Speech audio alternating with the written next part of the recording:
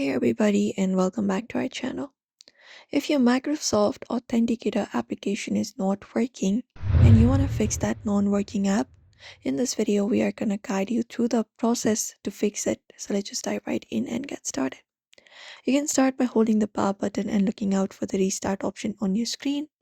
After you find the restart option, you can tap on it to restart your phone and see if that works.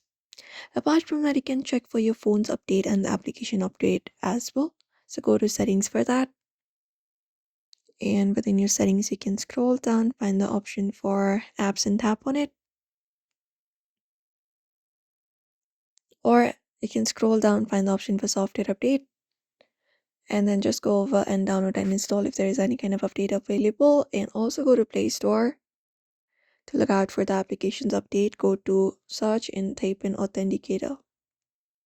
And look out for Microsoft Authenticator and look out for update if available.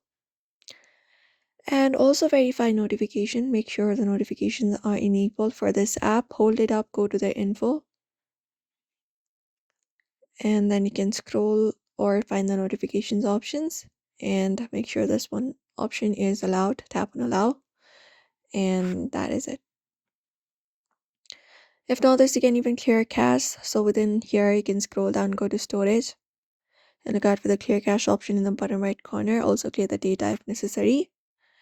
And apart from that, what you can do is you can just go over and disable the low power mode as well, because sometimes it may restrict the app functions. So go to settings and scroll down and find the option for battery and device care and tap on it.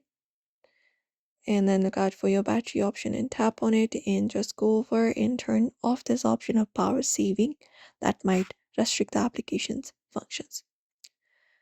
And apart from that, you can just go over and sign out and back in as well. Usually those are probably the method you can follow up to fix the Authenticator app not working. So we hope this video was helpful. Give it a thumbs up and subscribe for more tips and tutorials.